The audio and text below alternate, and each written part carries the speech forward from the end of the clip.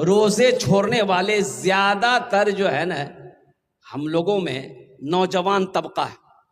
नौजवान तबका ज्यादातर रोजा नहीं रखता। बोलता नहीं मोर बॉडी हिले जावे, बॉडी हिले जा तो इछान रोजा नहीं रखो, फरिश्ता तो बॉडी हिले तो। भाई रोजा से बॉडी का क्या ताल्लुक है भाई? ऐसा भी नहीं है। और हमारी माँ बहनें कहती हैं कुर्बान जाओ, बेटे की शादी है, ईद बाद शादी है बेटे की, बेटा दूल्हा बनेगा, बेटा दूल्हा बनेगा। माँ कहती है बेटा मुन्ना रोजा नहीं राखीस बेटा, नहीं तो तोर गाल पिचके जातो, पिचके जातो। रोजा रखने से गाल पिचकता है। कुर्बान जाओ, सहरी खाया करो, बरकतों वाला खाना है, बरकतों वाला खाना है। और एक बात याद रखना, इफ्तारी का जो वक्त होता है, और कुर्बान जाओ, अल्लाह दो खुशियां अता फरमाएगा रोजेदारों को। अल्लाह दो खुशियां अता फरमाएगा। क्या खुशियां अता फरमाएगा बोलिए? अरे बोलिए भाई, कितने खुशियां अता फरमाएगा? दो खुशियां अता फरमाएगा, एक दुनिया में, एक आखिरत में। एक दुनिया में, एक आखिरत में। नौजवानों, मेरे बच्चों, दुनिया में अल्लाह ताला जो खुशी अता फरमाएगा, वो खुशी, उस खुशी के आगे दुनिया की सारी खुशी फेल है, बेकार है, कोई मकाम है ही नहीं। कैसे दुनिया की खुशी है? हम रोजा रखे हैं। अच्छा देखिए, रोजा जब आप रखे तो आपको एहसास होना चाहिए कि नहीं मोर रोजा लागो कि मी रोजा छी। तो ये एहसास कब होगा? ये एहसास जब होगा जब आप सहरी कम खाइएगा।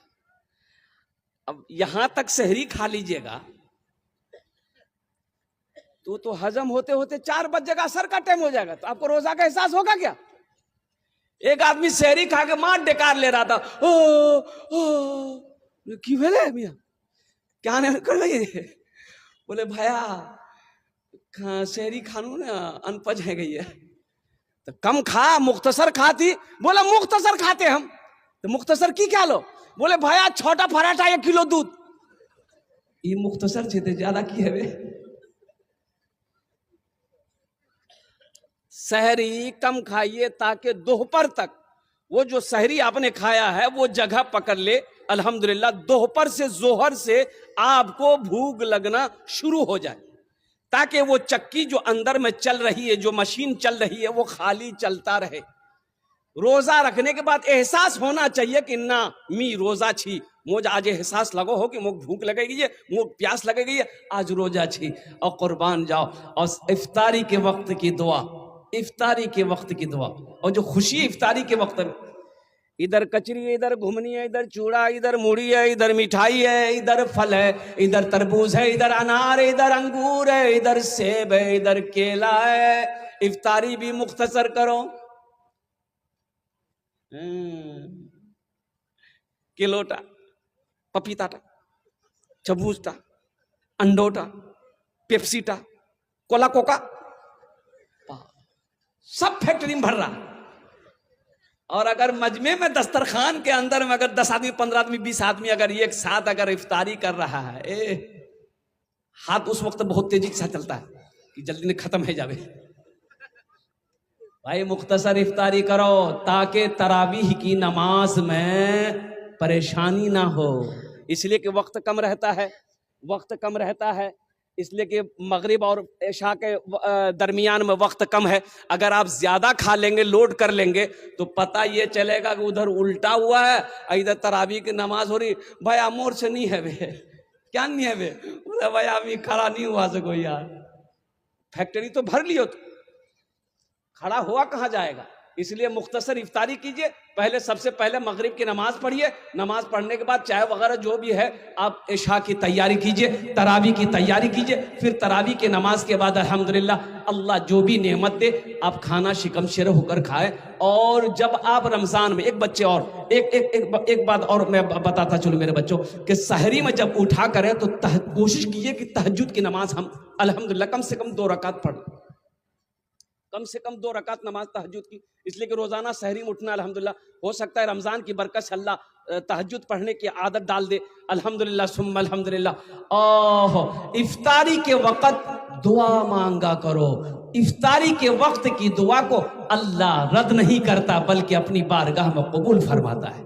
इफ्तारी के वक्त में दुआ किया करें, दुआ किया करें। छोटे छोटे बच्चों के साथ में दस्तरखान में बैठे हैं तो वहां पर अल्हम्दुलिल्लाह इफ्तारी लेकर बैठे हैं, छोटे बच्चों के साथ में दुआ करें। शायद अल्लाह इन छोटे बच्चे मासूमों के तुफैल में हमारी दुआ को अपनी बारगाह में कबूल अता फरमा ले। रोजा पाबंदी के साथ तीजों रोजे रख लो, अल्लाह तेरे पिछले गुनाहों को माफ अता फरमा देगा। बड़ा मुबारक महीना है। या अय्युहल्लज़ीना आमनू कुतिबा अलैकुमुस्सियाम कमा कुतिबा अलल्लज़ीना मिन क़ब्लिकुम लअल्लकुम तत्तक़ून। मेरा अल्लाह कहता है, ए ईमान वालो, रोजा तुम पर फर्ज किए गए जैसा कि पहले लोगों पर फर्ज किए गए थे। क्यों? ताकि तुम तकवा वाला बन जाओ, ताकि तुम परहेजगार बन जाओ, ताकि तुम मुत्तकी बन जाओ। इसलिए मेरे बच्चों, मेरे नौजवानों, इंशाअल्लाह 30 रोजे रखेंगे इंशाअल्लाह। इंशाअल्लाह। एक आदमी रोजा रखता था, नदी में 5 मरतबा नहाता था। क्या मरतबा नहाता था? तो लोग कहते थे, रे भैया ती क्या अतेला ना गुसल करो ही थी, कोई बीमारी छुग की? बोला भैया मुख बीमारी नहीं है, मुख गर्मी बहुत लागो, जब तक हम गुसल नहीं करते हमको चैन नहीं मिलता है। सुन मोर 4 रोजा है गई आज। नदी में डुबकी लगाए, गोता लगाए, नदी से बाहर निकल जाए। बोले मोर मन फ्रेश। दिन में 5 मरतबा नहाता था। वो नहाता नहीं था, एक दिन पकड़ा गया, वो डुबकी लगा के पानी पीता था। उसको प्यास लगती थी ना, वो डुबकी लगाता था, पानी पी करके बाहर निकल जाता था। एक बार डुबकी लगाया, पानी पीने के लिए मुंह जो खोला, टेंगरा मछली मुंह में घुस गई। तब पता चला कि ओ ये रोजा नहीं रखो, ये रोजा रखे पानी पियो। इसलिए मेरे बच्चों, मेरे नौजवानों, ये रमजान का महीना बड़ा मुबारक महीना है, रहमतों का महीना है, बरकतों का महीना है। ये मस्जिद का जलसा है। इस धरती पर सबसे पहला अल्लाह का घर खाने काबा है। इन्ना अव्वला बैतियों वदिया लिन्नास लल्लज़ी बिबक्कता मुबारकों व हुदल लिल आलमीन। अल्लाह का सबसे पहला घर खाने काबा। हजरत आदम अलैहिस्सलाम जन्नत से आए, अल्लाह ने हुक्म दिया, मेरा आदम मेरा घर बनाओ। हजरत जिब्राइल अमीन अलैहिस्सलातु वल तस्लीम तशरीफ लाए, खाने काबा की बुनियाद रखी गई। और खाने काबा के ठीक सामने पहले आसमान में भी अल्लाह का एक घर है, जिस घर का नाम है बैतुल मामूर। उस घर के फिरिश्ते तवाफ करते हैं। तूफान नू आया, खाने काबा की दीवारें गिर गई। हजरत इब्राहिम अलैहिस्सलाम को, हजरत इस्माइल अलैहिस्सलाम को अल्लाह ने हुक्म दिया, मेरे इब्राहिम मेरे घर की तामीर करें, मेरे घर की क्या कहते हैं कि मुरम्मत करें। हजरत इब्राहिम अलैहिस्सलाम, हजरत इस्माइल अलैहिस्सलाम, बाप भी पैगंबर, बेटा भी पैगंबर, बेटा भी मजदूर बना, बाप मिस्त्री बना। और कुर्बान जाओ, हजरत इस्माइल अलैहिस्सलाम गाड़ा बना बना कर देते थे, पत्थर उठा उठा कर ला कर देते थे। हजरत इब्राहिम अलैहिस्सलाम खाने काबा की दीवारों को मुरम्मत कर रहे थे, चुनाई कर रहे थे। अल्लाह के रसूल सल्लल्लाहु अलैहि वसल्लम ने भी अपने हाथों से खाने काबा की तामीर करी। हिजरत का हुक्म हो गया अल्लाह के रसूल को कि आप मक्का छोड़े, मदीना जाए। हजरत अबू बकर सिद्दीक रदी अल्लाह तआला अन्हु के साथ अल्लाह के रसूल सल्लल्लाहु अलैहि वसल्लम मदीना पहुंचे। कुर्बान जाइए, अल्लाह के रसूल सल्लल्लाहु अलैहि वसल्लम की नजर पड़ी एक जमीन पर, तो आपने पता किया कि पूछो, पता करो ये जमीन किसकी है। ये जमीन बोलो भाई।